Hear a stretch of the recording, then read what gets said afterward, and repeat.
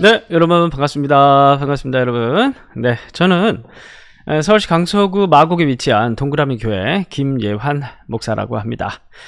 이렇게 우리 성덕교회 여러분 저를 또 이렇게 온라인으로 초대해 주셔서 감사드립니다. 얼굴을 뵙고 또 말씀을 나눌 수 있으면은 더욱 좋겠지만 또 이렇게 문명의 이기를 또 활용해서 서로 먼 곳에 있지만 또 하나님 나라의 좋은 것들을 나눌 수 있게 되어서 진심으로 감사드립니다. 저도 먼저 제 소개를 간단하게 드리면 저는 대구 사람입니다. 네. 어렸을 때부터 대구에서 자랐고 저희 아버님도 대구에서 한 30년 가까이 목회하시다가 한 7, 8년 전에 은퇴를 하셨습니다. 대구광역시 수성구는 저희 외가댁이 다 살고 계시고요. 대구도 그래서 종종 내려갑니다. 아무튼 우리 대구 성덕교회 여러분들 또 너무너무 그리스도의 이름 안에서 반갑고 감사드리고 아무쪼록 또 이 시간을 통해서 서로가 좋은 것들을 나누면서 형제됨의 기쁨을 또 누릴 수 있는 시간이 되었으면 좋겠습니다. 자, 그러면 오늘부터 시작을 해서 한 3번 정도 나누어서 강의가 진행될 텐데 이번에 살펴보게 될 여러분들과 함께 살펴보게 될 주제는 언약과 하나님의 나라입니다. 자, 그러면 강의를 시작하기 전에 제가 먼저 기도하고 시작하도록 하겠습니다. 하나님 감사합니다. 우리 귀한 성덕교회 성도님들과 함께 또 이렇게 귀한 언약과 하나님 나라에 대한 주제를 나눌 수 있게 해주시니 참으로 감사드립니다. 전한 자 듣는 자 모두에게 하나님의 은혜를 동일하게 나눠주시고 무엇보다 성경 안에 기록되어 있는 이 중요한 너무너무 중요한 주제인 이 언약 그리고 하나님 나라 그리스도 중심으로 풀어낼 때 우리 모두가 밝히 깨달아지는 역사와 은혜가 있도록 성령이여 함께하여 주옵소서. 예수님의 이름으로 기도합니다. 아멘. 자, 그러면 강의를 시작해 보도록 하겠습니다. 자, 오늘 먼저 첫 번째 영상에 여러분들과 함께 나눌 이야기들은 바로 좀 개념적인, 좀 서론적인 그런 부분입니다. 언약과 하나님 나라가 무엇인가? 이거 개념적인 것들을 설명함과 동시에 여러분들이 이 개념이 여러분들 좀 더 잘 이해될 수 있기 위한 토대, 역사적인 토대, 전체 역사의 흐름을 한번 잡아 드릴 겁니다. 그리고 두 번째 영상 강의를 통해서는 이제 본격적으로 구약 성경에 나타난 언약과 하나님 나라에 대해서 그 디테일들을 하나씩 또 풀어보도록 하겠습니다. 그리고 마지막 세 번째 강의 시간에는 이제 구약에서 쭉 예언되어져 왔던 그 옛 언약의 이야기들이 예수님을 통해서 어떻게 성취가 되는가, 이제 언약과 하나님 나라가 마침내 어떻게 그리스도를 통해서 드러나는가에 대해서 살펴보게 될 텐데, 자, 바로 그 직전에 중간기 시대 역사를 먼저 좀 살펴보고 하나님께서 이 언약의 완성, 하나님 나라 완성을 위해서 얼마나 놀랍게 준비하셨는지를 또 역사적인 과정을 통해서 살펴보고 마무리 짓는 세 번째 강의가 되겠습니다. 자, 우리 성도교회 여러분, 성도님 여러분 집중하시고 조금 어려운 주제입니다. 이 언약과 하나님 나라가 사실 쉽지 않은 주제입니다. 쉽지 않은 주제인데 쉽게, 최대한 쉽게 여러분들이 잘 이해할 수 있도록 준비를 할 테니까 우리 성도교회 성도 여러분들 집중해서 끝까지 잘 따라오실 수 있었으면 좋겠습니다. 자, 그럼 먼저 서론적인 이야기입니다. 서론적인 이야기, 언약과 하나님 나라. 먼저 성경을 한번 생각해 봅시다. 성경은 우리가 그냥 뭐 이렇게 들고 돌아다니지만, 요즘은 이제 핸드폰으로 거의 다 들고 돌아다니지만, 이 성경은 굉장히 깊이와 너비가 참 상상할 수 없을 정도로 크고 넓은 그런 책이지 않습니까? 성경은 기본적으로 2000년이라는 긴 시간 동안에 기록이 되었고 다양한 인물들이 나오고 또 다양한 수십 명, 한 40명 이상의 저자들을 통해서 기록이 되었고, 그리고 성경은 글로 되어 있죠. 글이라는 것은 문학이라는 형식 안에 들어가 있고, 예를 들어서 이야기, 시, 뭐 예언, 묵시, 뭐 이런 형식의 문학 형식이고 그 안에 글이 담겨 있습니다. 자, 그러다 보니까 이 성경이 그냥 모든 사람들에게 동일하게 읽혀지는 책은 아니에요. 그러니까 이 성경이라는 것은 당연히 해석자들에 의한 해석의 과정을 거쳐야 되는 그런, 그래야 들려지기 시작하는 그런 책이라는 특징을 가지고 있죠. 자, 그러다 보니까 오늘날 많은 뭐 설교자나 아니면 해석자들이 다양한 방식으로 이 성경을 해석을 합니다. 뭐 문학적인 방식, 영적인 방식. 뭐 영적인 방식이라는 것은 아주 이제 좀 알레고리컬한 뭐 그런 방식으로 또 해석을 하는 사람들도 있고, 또 이제 어떤 분들은 심리학적 접근을 하기도 하고 사회학적 접근을 하기도 합니다. 좋습니다. 뭐 성경을 좀 다양하게 우리의 현대인들의 그 마음 가운데 더 다가가기 위해서 다양한 방식들을 차용하는 것은 환영할 만한 일이고 되게 좋은 일이죠. 자, 그런데 중요한 것은 뭐냐면 형식들이 해석학적 형식들이 다 다양할 수는 있지만 성경이 가리키는 가장 큰 대주제, 뭐 예를 들어서 율법사가 예수님께 예수님 크고 첫째 되는 계명이 뭡니까? 그럼 그 말은 무슨 말이냐면 613가지의 율법을 잘 지키기 위한 여러 가지 613가지의 조항들이 있는데 그 조항들을 다 싸잡아서 하나로 결정짓는 근본적인 가장 크고 첫째 되는 계명이 뭡니까? 이제 그런 걸 물은 거예요. 예수님이 이제 하나님을 사랑하고 이웃을 사랑하는 이제 그렇게 대답을 해 주셨는데 성경에 대한 것도 마찬가지입니다. 여러 가지 수십 가지의 그런 해석학적 방법들이 있겠지만 그렇다고 해서 이 해석이라는 것은 어떤 가장 큰 본질을 해석하고 적용하기 위한 접근법인 것이지 그것 자체가 본질이라고 얘기할 수는 없지 않습니까? 그러니까 이 성경이 가지고 있는 해석학적 방법은 다양하지만 대주제는 이 해석학이 결국 다 가리키고 있는 최종적인 본질적인 한 주제는 뭐냐? 일단 그 주제를 만족시키기 위해서는 두 가지가 필요합니다. 첫 번째는 뭐냐면 통전성, 또 한 가지는 그리스도 중심성입니다. 통전성이란 건 뭐냐면 성경 66권이 있지만 66권 모두가 다 지지하고 포괄적으로 포함되어 있는 통일성을 얘기를 하는 거죠. 그게 한 가지여야 된다는 겁니다. 그리고 또 한 가지는 중요한 건 뭐냐면 가장 이제 성경이 드러내고자 하는 그 기독론, 그러니까 결국에는 다 그리스도 중심적이어야 한다는 것이죠. 그리스도를 벗어나서는 안 된다는 것이죠. 66권 전체가 가지고 있는 통일성 그리고 그리스도 중심성이라는 이 두 가지 주제를 만족시킬 때 성경이 가지고 있는 대주제다, 하나의 대주제다 라고 얘기할 수가 있는 것이죠. 그게 뭐냐면 언약과 하나님의 나라라는 것입니다. 그래서 어떤 학자는 이렇게 얘기를 했어요. 성경이라는 건 뭐냐면, 성경을 읽어간다는 것은 뭐냐면 언약이라는 창문으로 들어가서, 이게 이제 구약이라는 거예요. 그리고 하나님 나라라는 문으로 나오는 것이다, 이렇게 얘기를 했습니다. 여러분 구약 성경을 읽어보면 진짜 약속들이 많이 나오잖아요. 계속 하나님께서 약속을 하시다가 나중에 신약 성경에 가면은 약속이 성취됐다는 이야기와 함께 예수님께서 뭐라고 말씀하시냐면 회개하라, 하나님 나라가 도래했다, 이렇게 얘기를 하면서 하나님 나라 복음을 전파하시는 이야기들이 계속 나오게 됩니다. 그러니까 구약 성경에서는 계속 이 약속을 얘기하다가 신약 성경에서는 하나님 나라라고 얘기를 하니까 이 두 가지 주제가 떨어져 있는 것이 아니라 사실은 하나의 주제로 맞물리면서 뭔가를 드러내는 이제 그런 주제가 되는 것입니다. 그래서 사실 언약과 하나님 나라는 이렇게 성경을 들어갔다 나오는 창문과 문과도 같은 성경을 보게 만드는 가장 핵심적인 렌즈라고 얘기할 수도 있는 그런 중요한 주제인데, 그래서 두 주제가 따로 떨어져 있다라기보다는 맞물리는 주제인데, 요게 에덴에서부터 예수님이 오시기까지, 재림의 이야기까지 요 주제가 대주제로 형성이 되면서 처음부터 끝까지 마치 주제의 알파와 오메가처럼 처음부터 끝까지 쭉 가는 게 요 언약과 하나님 나라입니다. 그러니까 얼마나 중요합니까, 그죠? 그래서 우리가 이 주제를 잘 정리하는 게 굉장히 중요합니다. 자, 그런데 이 주제를 정리하기에 앞서서 먼저 우리가 운동을 하더라도 운동을 잘 하기 위해서는 뭐가 준비돼야 됩니까? 체력이 잘 준비가 돼야 됩니다. 이 자세가 잘 준비가 돼야 되고, 저는 개인적으로 이 족구를 좋아하는데 그 이전에 있었던 교회가 족구를 좋아하는 교회다 보니까 살아남기 위해서 열심히 하다 보니까 족구를 좀 잘하게 됐습니다. 요즘 이제 개척하고 난 이후에는 족구할 일이 별로 없으면 심심하긴 한데, 족구를 하는 것도 막 그냥 차는 게 아니라 자세가 있습니다. 이 자세를 잘 잡기 위해서 상당히 많은 시간들이 필요합니다. 이 자세를 잘 잡으면 그 다음부터는 막 공격이나 방어나 이런 것이 아주 그냥 스무스하게 잘 되는 것이죠. 언약과 하나님 나라라는 주제를 우리가 배우기 위해서도 토대가 중요합니다. 이 토대가 뭐냐 하면은 바로 역사적인 흐름들을 알고 있는 것입니다.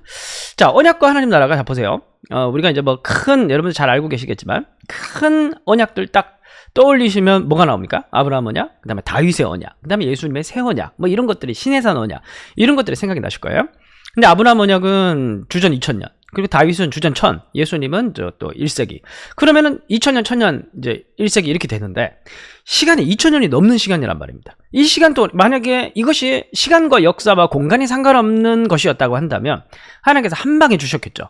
근데 이게 다 흩어져서 역사 속에서 점진적으로 나타났다는 것이에요. 그 마지막 예수님을 통해서 확 드러나는 것이고, 그러니까 기본적으로 언약과 하나님 나라는 점진적으로 성취된다라는 특징을 가지고 있기 때문에 우리가 반드시 무엇을 먼저 살펴봐야 되냐면, 먼저 어떤 흐름을 잡고 있어야 되냐면 역사적인 흐름을 잡고 이스라엘 역사에 대한 흐름을 잡고 있어야 점진적으로 성취가 되는 언약과 하나님 나라를 우리가 바로 이해할 수가 있다는 것이죠. 자, 그래서 이 언약과 하나님 나라는 주제는 여러분들 공부하기 위해서는 이렇게 막 새벽에 밝아오듯, 어두운 밤에서 새벽에 밝아오듯, 이런 벗겨지는, 성취되는, 드러나는 이런 특징을 가지고 있는 언약과 하나님 나라이기 때문에 막 베일에 쌓여져 있는데 이게 성경을 읽어간다는 것은 이건 막 벗겨가는 거예요. 근데 나중에 다 벗기고 나면 예수님 십자가가 이렇게 드러나는 건데, 그러기 위해서는 이제 뭘 해야 된다고요? 이제 성경의 전체 시대의 흐름을 어느 정도는 여러분 잡고 있어야 됩니다. 굉장히 중요한 기초인데, 요걸 위해서 제가 성경 역사 12시대로 나눠서 자주 가르칩니다. 그러니까 우리 이제 이성이라는 것이 막 그냥 뭐 쑥 들으면 나중에 들었을 때 좋지만 시간이 지나면 다 잊어버리잖아요. 성경 역사도 얼마나 방대합니까? 2000년이 넘는데 그 시간도 그냥 막 역사를 듣고 나면 다 잊어버려요. 기억도 안 납니다. 근데 요걸 여러분들 그 집에 돌아가면 뭐 책을 정리한다 그러면은 책 정리하기 위해서는 책장이 있어야 되죠. 그죠? 책장은 다 칸막이가 있어요. 칸막이 속에 여기는 성경 단락, 여기는 뭐 인문학, 여기는 뭐 경영, 뭐 이런 식으로 여러분들이 책꽂이마다 주제를 놔두고 다 집어넣는단 말입니다. 그럼 나중에 찾을 때 정보를 빼기 쉬운 거예요. 성경 역사 12시대라는 건 바로 그런 것 같습니다. 역사의 흐름이 방대하게 쫙 흐름이 진행되지만은 창조, 출가, 사통, 분포, 규중, 복교, 창조시대, 족장시대, 출애굽시대, 가나안시대, 사사시대, 통일왕국시대, 분열왕국시대, 포로기시대, 귀환시대, 중간기시대, 복음시대, 교회시대, 이런 식으로 쭉 12시대를 여러분들 쭉 정리해 놓고 있으면은, 그러면 여러분들이 이 속에서 성취가 된 언약과 하나님 나라를 이해하기가 훨씬 더 쉬워지는 것입니다.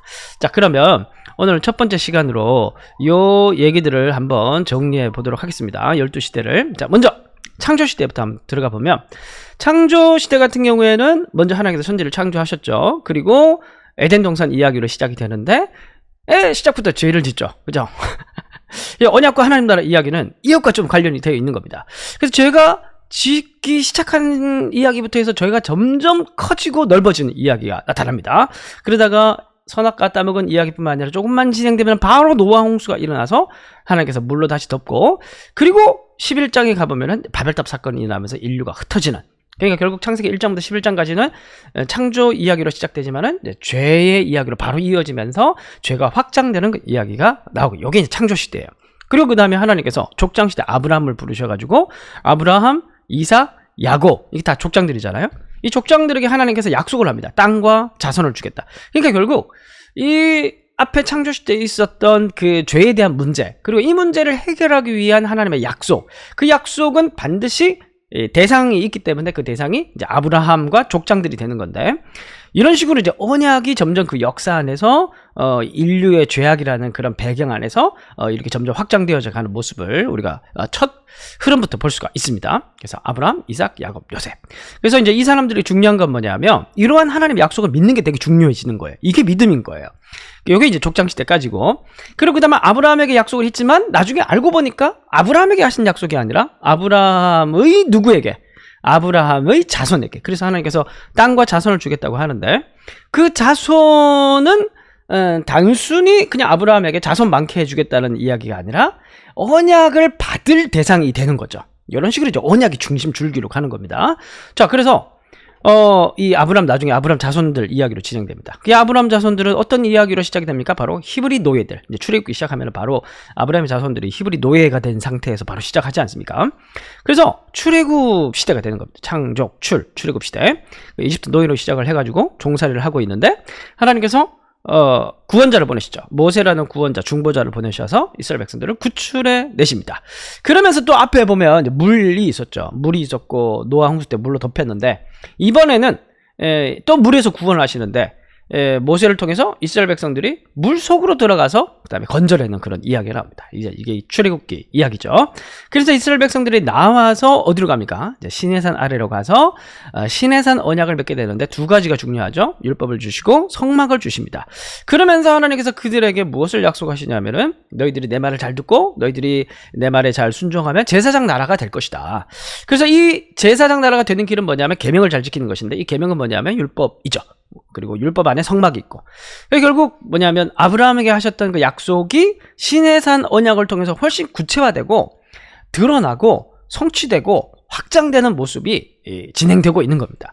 그러니까 구약 성경을 읽어가는 데 있어서 언약이 어떤 식으로 확장되고 구체화되는지를 이 흐름을 못 잡게 되면 역사 안에서 흐름을 못 잡게 되면 우리가 성경을 사실 안다고 할 수가 없는 것이죠. 그래서 이스라엘 백성들이 이제 아브라함이 약속하셨던 후손에 대한 약속이 성취돼서 이스라엘 백성들이 시내산 아래 가가지고 율법 받고 성막 받고 이제 약속 땅으로 가서 땅을 차지하면 이제 아브라함이 가셨던 약속이 다 성취가 되는 건데, 그래서 가나안 시대로 넘어가는 겁니다. 이제 가나안 정복 시대로 넘어가서 이스라엘 백성들이 이제 가나안 땅에 이제 들어가려고 하는데, 우리가 잘 알고 있듯이 쉽지 않잖아요, 그죠? 그래서 광야에서 1세대들이 이제 싹 다 죽습니다. 그리고 2세대들이 이제 광야에서 태어난 광야 세대라고 하는 2세대들이 일어나서 이제 가나안 정복의 시작을 하는데, 이게 성공적으로 여호수아서에 나오지만은 이게 완벽하게 성공한 게 아니죠. 바로 초기 정복 전쟁에 어느 정도 성공을 거뒀던 초기 정복 전쟁에 대한 이야기만 다루고 있습니다.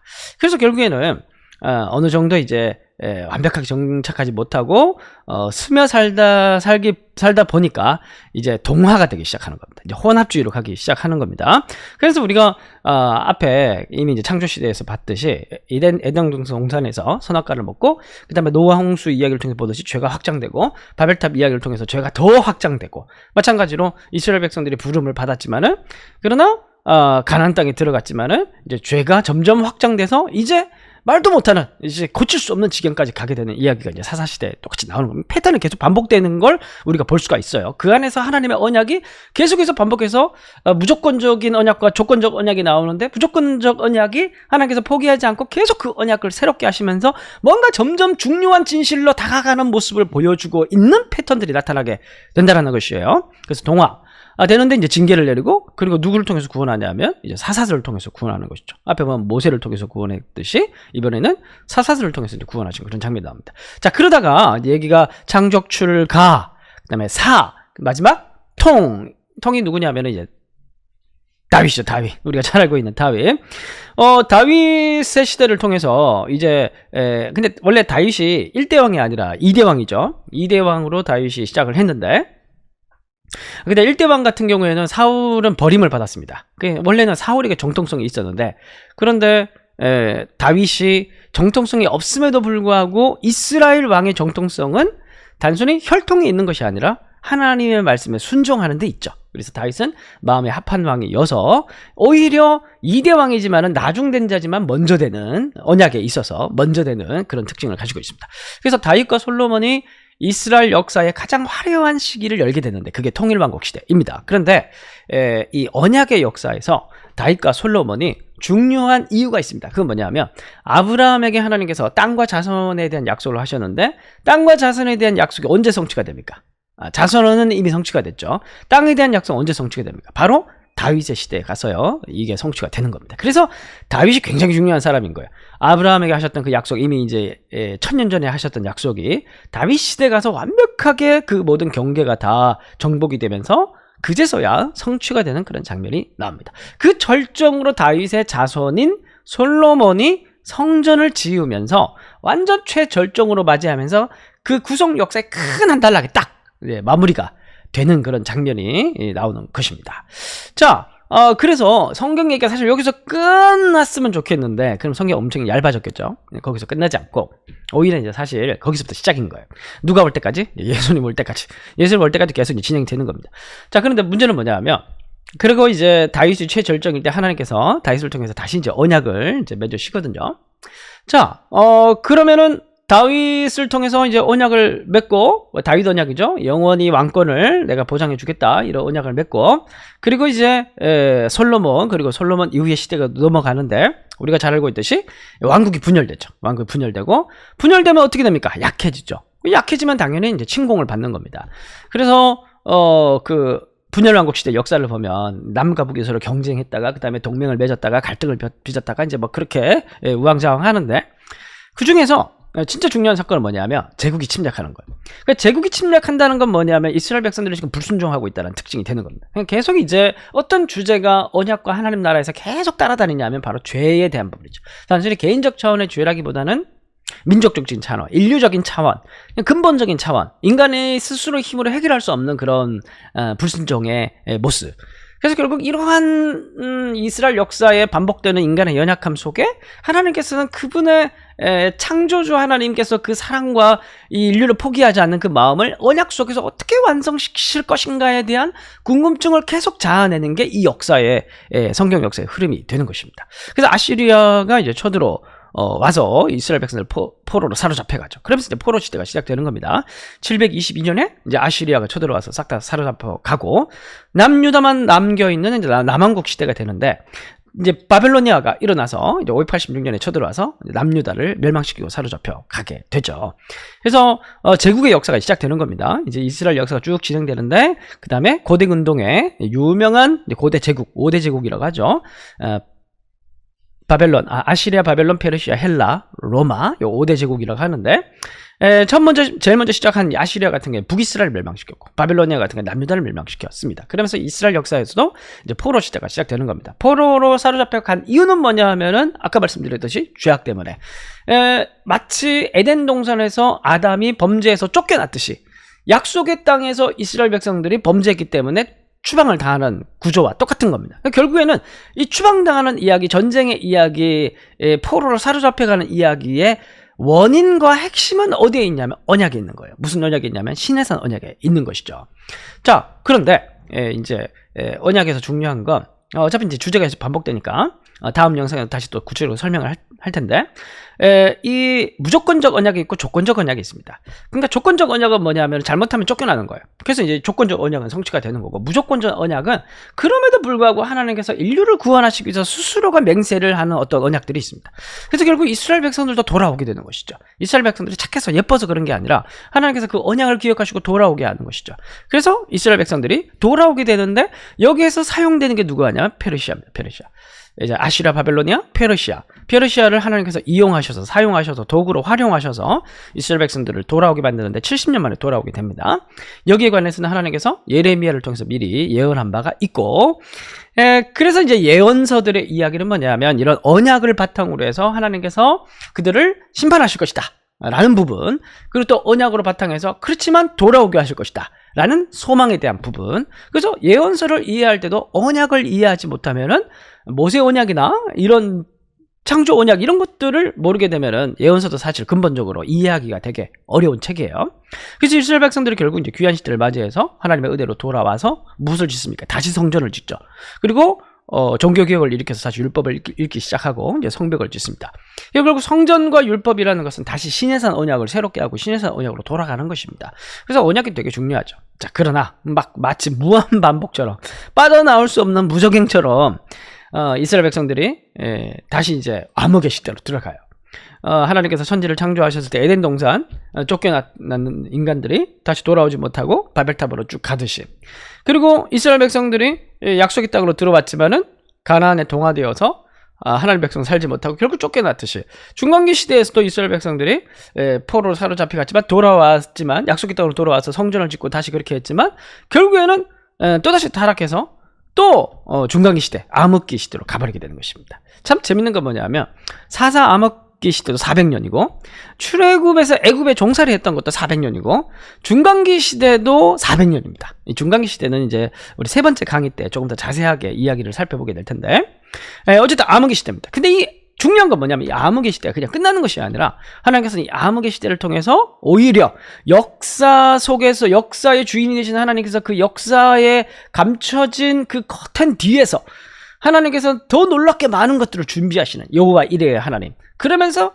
그 암흑의 시대가 끝나고 새벽이 밝아왔을 때 놀랍도록 우리가 정말 하나님이 다 하셨구나 라는 걸 고백할 수밖에 없을 정도로의 완벽한 준비를 통해서 새로운 언약의 퀀텀 점프를 하는 그런 이제 하나님의 역사가 늘 등장을 합니다. 이게 이제 또 싹 살펴보는 게 또 재미예요. 이게 그냥 이제 뭐 성경에서는 역사 이야기 안 나오니까 우리가 그냥 뭐 지나가는데, 그냥 중간기 시대를 살펴보면 하나님께서 얼마나 놀랍도록 하나님의 언약의 완성을 위해서 준비하셨는지 몰라요. 이제 그런 건 나중에 세 번째 강의 때 여러분들 살펴보게 될 테니까 기대하시고, 그리고 아시리아, 바벨로나, 페르시아, 헬라, 로마 시대가 바로 이제 중간기 시대가 되는 겁니다. 그래서 이때 막 점점 더 이제 제국은 커져요. 제국은 커지고 강대해지고, 그러다가 나중에 이제 로마 시대까지 이제 1세기에 거의 세계 전체를 다 지배한 것 같은 그런 느낌의 대제국 로마가 탄생을 하게 되는데, 그렇죠. 뭔가 더 억눌리면 억눌릴수록 그 마음은 더 강렬하게 새벽을 기다리는 소망이 싹트죠. 그래서 이 헬라 로마 시대는 어떤 시대냐면 메시아 대망 시대가 꼽히는 그런 시대입니다. 그래서 이스라엘 백성들이 선지자들도 마찬가지고 결국에는 뭐 여러 가지 뭐 성전을 다시 짓고 뭐 여러 가지 뭐 이런 일들을 하지만은 정말 중요한 건 뭐냐면은 하나님께서 근본적으로 자신의 언약을 완전히 새롭게 하실 그 메시아를 이제 기다리는 그런 이제 사상들이 나오는 겁니다. 그러다가 이제 예수님께서 오시면서 이제 새 언약의 주로 오시죠. 모든 구약의 언약들을 다 성취하시고 그 성취한 증거가 뭐냐면 죽으시고 부활하시고 하늘에 승천하셔서 성령을 내려보내 주시는 사건. 요건 이제 또 뒤에 가서 언약을 자세하게 설명할 때 어떤 식으로 완벽하게 성취하셨는지 설명을 드릴 것입니다. 그러다가 예수님께서 성령을 보내주셔서 성령을 통해서 온 교회가 세워지는 그런 이야기가 마지막 12번째 시대, 교회 시대가 되겠습니다. 그래서 성령 시대는, 교회 시대는 뭐 원래 성령도 계셨지만 교회 시대는 더욱더 교회를 세우기 위한 성령님의 역사하심. 그래서 교회가 많이 세워지게 되고 이제 12시대가 끝나게 됩니다. 창조, 출가, 사통, 분포, 귀중, 복교. 그러면서 이 이야기를 쭉 봤듯이 제가 이제 쭉 한번 흐름을 잡아드렸는데 벌써 이 언약이 어떤 식으로 언약과 하나님 나라가 얼마나 중요한 핵심 개념인지 여러분 감이 좀 오시죠? 자, 그러면 오늘 강의는 이제 마지막으로 이번 강의는 마지막으로 언약과 하나님 나라, 본격적으로 디테일하게 언약과 하나님 나라를 이제 개념정 하나하나 살펴보게 될 텐데 그 전에 먼저 이제 개념 정리를 좀 해보겠습니다. 하나님 나라, 우리가 이제 여러분들이 머릿속에 하나님 나라라고 생각을 한다면 바로 머릿속에 떠오르는 것은 아마 죽어서 천당 가는 개념으로 좀 생각을 하실 건데 틀렸다는 말도 아니고 아니라는 말도 아닙니다. 그러나 하나님 나라, 천당이라고 얘기할 때는 죽어서 가는 천당이겠지만 천국이라고 했을 때는 하나님 나라라고 얘기했을 때는 요거는 예를 들어서 러시아의 푸틴 정권 이렇게 얘기를 하면은 그거는 푸틴의 통치를 얘기하는 겁니다. 통치. 그죠? 그래서 하나님 나라라고 얘기하는 것은 하나님이 왕이시고 왕이신 하나님이 다스릴 영토가 있고 영토에는 자기 백성들이 살고 있으며 백성들이 자기 마음대로 사는 것이 아니라 왕의 법도를 따라서 살아가는 것입니다. 이걸 전체를 가리켜서 하나님 나라라고 얘기를 합니다. 다시요. 하나님 나라라고 얘기했을 때는 하나님이 왕이신 하나님이 계셔야 되고 그리고 이 왕이신 하나님은 영토가 있죠. 당연히. 그러니까 거하실 거처가 있는 겁니다. 그리고 백성들이 당연히 있어야 왕이 되는 것이고 그리고 이 백성들은 왕의 법도를 따라 살아야 되는 것입니다. 그래서 성경 안에서 하나님 나라라는 개념 이걸 찾을 때 우리가 찾을 때 일단 하나님이 거처가 있어야 되니까 영토가 있어야 되니까 근데 하나님 영이시잖아요. 너무 이제 물리적으로 생각하실 필요는 없을 것 같고 에덴 동산에 보면 그들이 그날 바람이 불 때 동산에 거니시는 여호와의 소리를 듣고 이렇게 얘기합니다. 하나님이 에덴 동산에서 거니시는 거예요. 걸어다니시는 거예요. 그러니까 이 개념 자체에 벌써 놀랍게도 뭐가 나오는 겁니까? 하나님의 영토 개념이 나오는 거예요. 뭐 예를 들면 그렇다는 겁니다. 그래서 하나님 나라는 개념이 굉장히 많이 나옵니다. 그래서 백성들이 필요한데 이 백성들 뭐 아담일 수도 있고 온 인류인데 이 아담과 온 인류는 뭘 해야 되냐면 순종해야 되는 것이죠. 그래서 창세 에덴 동산에 보면은 뭐라고 얘기를 합니까? 선악과를 따먹지 말라고 그러죠. 이게 뭐냐면은 하나님 백성들은 이 말씀에 순종해야 되는 거죠. 왕명에 순종을 해야 되는 겁니다. 순종하면 에덴 동산에 살고 왕과 함께 통치에 더불어 살고 순종하지 아니하면 쫓겨나야 되는 거예요. 이게 이제 하나님 나라의 중요한 특징이라고 볼 수가 있습니다. 그래서 다시 정리하면 하나님 나라는 왕이 계시고 왕은 거처가 있어요. 거처가 이제 에덴 동산이 있는 이유는 뭐냐면 온 세계를 통치하시는 하나님이 거처하시는 공간이 에덴이 되는 겁니다. 그리고 이스라엘을 통치하시는 하나님은 성전에 계시고 뭐 예를 들면 그런 식으로 거처가 있습니다. 그리고 따르는 백성이 있고 백성들은 왕명을 따라야 됩니다. 이러한 요소들이 하나님 나라 요소라고 볼 수가 있습니다. 자, 그리고 이어서 이제 언약을 살펴보겠습니다. 언약은 두 가지 종류가 있습니다.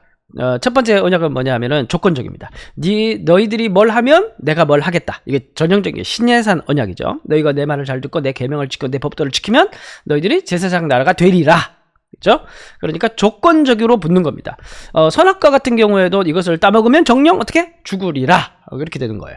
이게 조건적인 언약의 특징입니다. 또 한 가지는 뭐냐면 이제 대표적으로 아브라함 언약인데 뭐 네가 뭘 어떻게 하든 저렇게 하든 상관없이 난 너에게 땅과 자손을 줄 것이다.